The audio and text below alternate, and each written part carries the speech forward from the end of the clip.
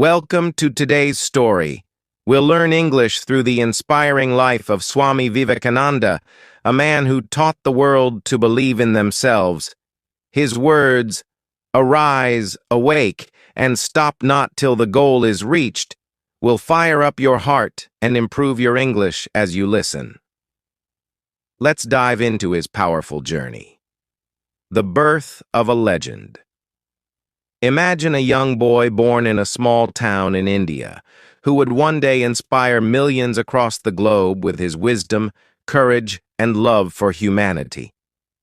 This boy was Swami Vivekananda, a man who changed how the world saw India and its spiritual heritage. Swami Vivekananda wasn't just a monk. He was a thinker, a leader, and a fighter who taught us how to live with purpose, strength, and kindness. Born as Narendranath Datta on 12th of January 1863 in Kolkata, India, he grew up in a family that taught him deep values, discipline, and compassion. His father, Vishwanath Datta, was a successful lawyer, and his mother, Bhuvaneshwari Devi, was a deeply spiritual woman. From the very beginning, Narendra was special, a mix of intelligence, curiosity, and fearlessness. Narendra was not an ordinary child. He was energetic, mischievous, and bold, but behind this playful nature was a brilliant mind and a kind heart. Let me share some of the most inspiring moments from his childhood.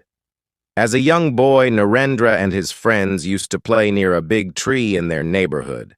One day, an elder told them, "There's a ghost in that tree. Don't go near it." All the children became scared, except for Narendra. He said, "If there is a ghost, let me see it." He climbed the tree confidently and sat there for hours. When he came down, he told everyone, "There is no ghost. It was just your fear." This story teaches us how Swami Vivekananda always questioned superstitions and fear. He believed in seeking the truth and facing challenges boldly. Narendra's mother was his first teacher, and she taught him valuable lessons through small actions. Narendra's mind was like a sponge. He could read a book once and remember everything in it. His thirst for knowledge was unmatched. He would ask deep, challenging questions to his teachers like, "Have you seen God? What is the purpose of life? Why are some people poor and others rich?" While most teachers couldn't answer his questions, his hunger for truth only grew stronger. After his father passed away, Narendra's family faced financial struggles. There were days when they didn't have enough food. Do you know what he did? Narendra used to lie to his family, saying, "I have already eaten." He wanted his mother and siblings to eat without worry.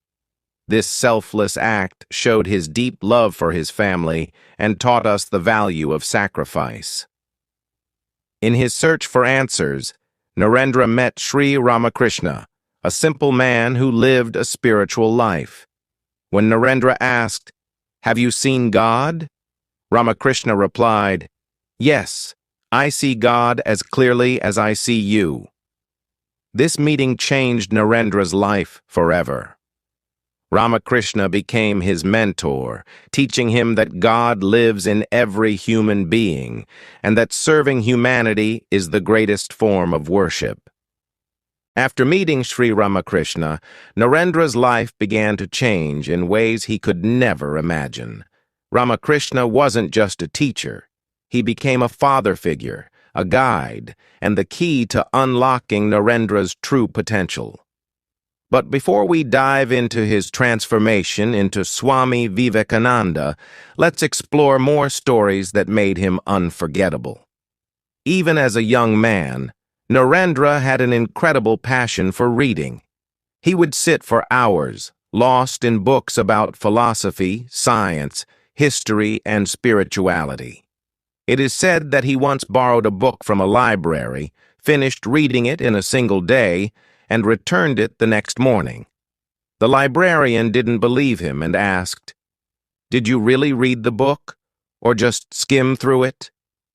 Narendra confidently replied, "Ask me anything from the book." The librarian was shocked when Narendra answered every question correctly. This love for knowledge wasn't just for himself. Narendra believed that education was the key to solving the world's problems. He would often tell others, "Fill your mind with high thoughts, and you will always walk with your head held high." Narendra was a curious student who never accepted anything without proof. One day, he asked Ramakrishna, "How can I believe in God when I haven't seen him?" Ramakrishna smiled and said, "Close your eyes and meditate. You will feel God within you." At first, Narendra was skeptical, but after spending time with Ramakrishna, he started to experience something profound. He realized that God wasn't just in temples or books. God was in every living being. This realization shook him. Ramakrishna also taught him to serve humanity. "If you want to see God," Ramakrishna said, "serve the poor, the hungry, and the needy. That is the greatest worship." These lessons became the foundation of Swami Vivekananda's future mission. Narendra's friends often asked him, "How do you remember everything you read?" He revealed his secret: focus. He would read with such concentration that nothing could distract him. Once, while studying, his friends were talking loudly nearby. When they stopped, they asked if they had disturbed him. Narendra looked up, surprised, and said, "I didn't even hear you." His ability to focus became one of his greatest strengths, helping him achieve incredible success later in life. He believed that true focus could help anyone overcome challenges. As Narendra's popularity grew, many admired his intelligence and charisma. One day, a wealthy woman approached him and said, "You are so brilliant and handsome. Will you marry me?" Narendra replied with a smile, "I am already married, to truth and knowledge." The woman was shocked, but inspired by his dedication. This story shows how committed Narendra was to his mission. He didn't let distractions or temptations pull him away from his path. After Ramakrishna passed away in 1886, Narendra felt lost. But soon he realized that his mentor had prepared him for a greater mission. Along with Ramakrishna's other disciples, he began spreading his teachings. To dedicate his life to this cause, he renounced all worldly attachments and took the name Swami Vivekananda. But life wasn't easy. As a monk, he often wandered from village to village with no money, no food, and no place to stay. Yet he remained determined. When people insulted him or turned him away, he only grew stronger. He believed, strength is life, weakness is death. In 1893, Swami Vivekananda received an invitation to represent India at the World's Parliament of Religions in Chicago. This was his chance to share India's spiritual wisdom with the world. But there was one problem. He had no money for the journey. Do you know what he did? Swami Vivekananda wrote letters to his followers asking for help. Some people donated money, while others gave him clothes and supplies. With their support, he finally boarded a ship to America. The journey wasn't easy. He faced racism, discrimination, and even hunger. But Swami Vivekananda never complained. He focused on his goal, to make the world understand India's rich spiritual heritage. While on the ship, a fellow traveler asked him, "Why do you always speak so kindly to others, even those who insult you?" Swami Vivekananda smiled and said, "My mother taught me that a knife can either harm or help. I choose to use my words to heal, not hurt." This simple answer showed the depth of his wisdom and compassion. When Swami Vivekananda reached Chicago, he realized something shocking. The people there looked down on him because of his Indian clothes and dark skin. At first, he struggled to find a place to stay or food to eat. But he didn't give up. It was November 11th, 1893, and the hall at the World's Parliament of Religions in Chicago was filled with scholars, thinkers, and spiritual leaders from all over the world. The event was prestigious, and every speaker came with prepared notes and polished speeches. Swami Vivekananda, however, had no written speech. He only carried his faith, wisdom, and love for humanity. When his turn came, he stood up in his traditional saffron robes, looking calm and composed. The moment he said, "Sisters and brothers of America," something magical happened. The audience, which had been formal and serious until then, erupted in applause. The hall echoed with claps, cheers, and whistles for nearly 2 minutes. People were moved, not just by his words, but by the way he addressed them with warmth and inclusivity. Swami Vivekananda didn't speak to impress. He spoke to connect. He spoke about the essence of India's spiritual teachings and the importance of harmony among religions. Here are some key points from his speech. Unity in diversity. He explained how all religions are paths to the same truth. He said, as the different streams, having their sources in different places, all mingle their water in the sea, so, O Lord, the different paths which men take, all lead to Thee. This message of unity touched everyone's hearts. The spirit of tolerance. He shared how India had welcomed people of different faiths for centuries. I am proud to belong to a nation which has sheltered the persecuted and the refugees of all religions and all nations of the earth, he said. A warning against religious intolerance. Swami Vivekananda didn't shy away from pointing out the dangers of religious fanaticism. He called for love and respect among all faiths, saying that hatred only leads to destruction. The audience was captivated. They listened to him for over 2 hours, completely mesmerized. Many people later said it felt as though they were listening to a divine voice. Some even had tears in their eyes, feeling inspired and humbled. After his speech, Swami Vivekananda became an instant celebrity. Newspapers across America praised him, calling him a spiritual genius and the voice of India. People from all walks of life wanted to meet him, learn from him, and understand more about India's spiritual heritage. His calm demeanor, sharp intellect, and magnetic personality made him a favorite among everyone. It wasn't just what he said, it was how he made people feel. He gave them hope, strength, and a new way of looking at the world. Before Swami Vivekananda's speech, many Westerners had a narrow and often negative view of India. They thought of it as a land of poverty, superstitions, and snake charmers. But after hearing him, their perspective changed completely. One American woman wrote in her diary, "If this is what Indian culture produces, then we must learn from them." His words had the power to not only educate, but also inspire respect and admiration for India. After the Parliament, Swami Vivekananda spent several months traveling across the United States, giving lectures and meeting people. Everywhere he went, large crowds gathered to hear him speak. He talked about topics like the importance of self-confidence, the need to rise above selfishness and greed, the value of helping others. He also gave simple yet profound teachings like, take risks in life. If you win, you can lead. If you lose, you can guide.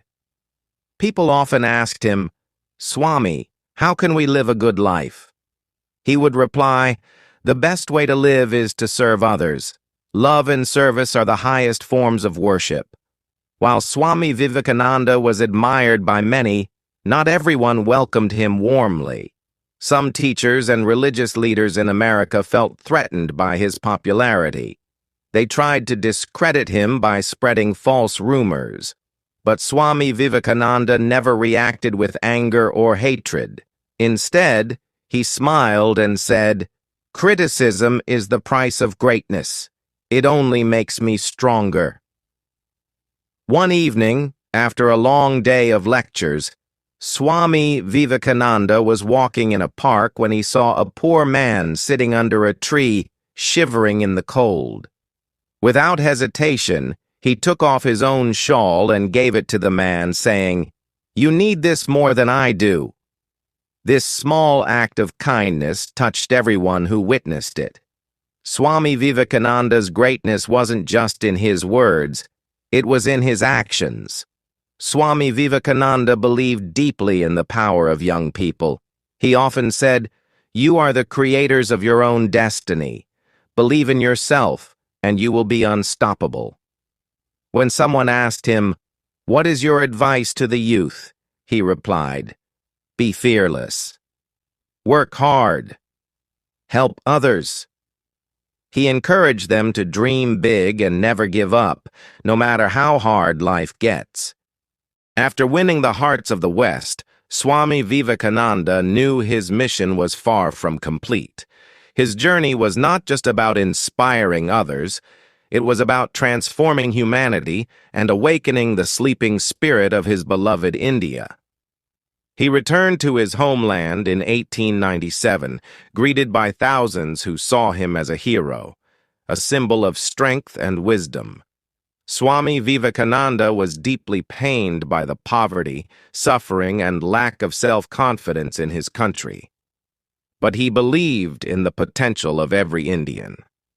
At a gathering, he thundered, "Arise, awake, and stop not until the goal is reached." This simple yet powerful call became a mantra for the youth of India. He urged people to break free from superstition, fear, and passivity. He said, "You are the makers of your own destiny. Stand up, be strong, and take responsibility for your life." Swami Vivekananda believed that education was the key to India's revival. But for him, true education was not just about books and degrees. He said, "Education is the manifestation of the perfection already in man." He dreamed of an India where every child had the opportunity to learn, grow, and achieve greatness. Swami Vivekananda had a way of explaining life in the simplest and most profound words. Some of his teachings include: 1. Focus on the present. Do one thing at a time, and while doing it, put your whole soul into it to the exclusion of all else. He taught people to stop worrying about the past or future and focus entirely on the present moment. 2. Embrace challenges. In a day when you don't come across any problems, you can be sure that you are on the wrong path. He saw obstacles as opportunities for growth. 3. Be fearless. Strength is life, weakness is death. He constantly reminded people that fear is the greatest enemy. 4. Lifelong learning. Learn as if you were to live forever. Swami Vivekananda believed that every day is an opportunity to learn and grow. Swami Vivekananda didn't just preach, he lived by his words. One of the most inspiring stories from his life happened during a lecture in Kolkata. A young man approached him and said, "Swami, I want to achieve greatness, but I don't know how." Swami Vivekananda smiled and replied, "Take up one idea. Make that one idea your life. Think of it, dream of it, live on that idea. Let your brain, muscles, nerves, and every part of your body be full of that idea, and just leave every other idea alone. This is the way to success." The young man followed his advice and later became a successful businessman, who credited Swami Vivekananda for changing his life. Swami Vivekananda believed that spirituality was the foundation of a strong life. But for him, spirituality wasn't about rituals. It was about service, love, and selflessness. He often said, "You have to grow from the inside out. None can teach you. None can make you spiritual. There is no other teacher but your own soul." He practiced what he preached.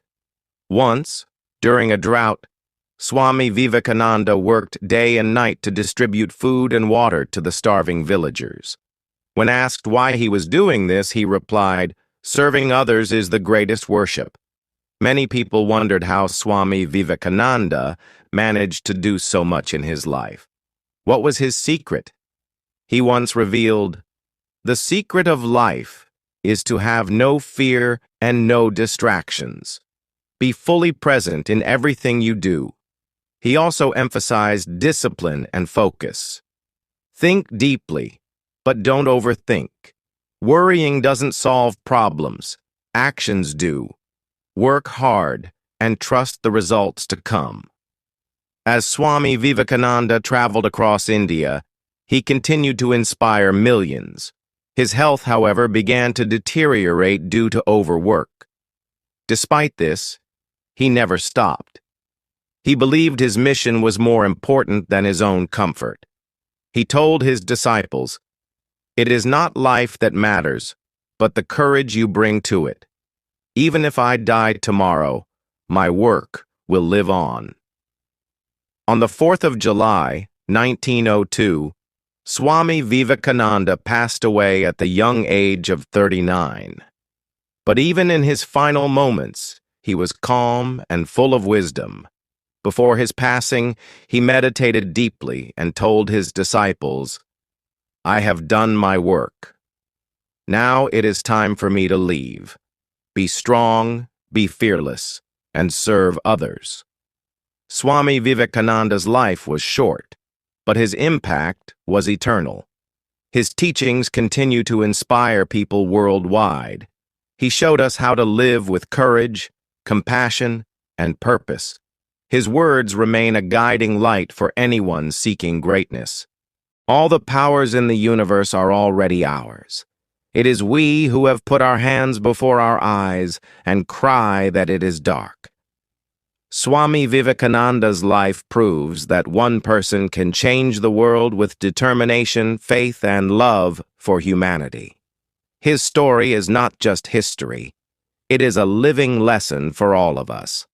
Let his life inspire you to rise above your fears, dream big, and make a difference in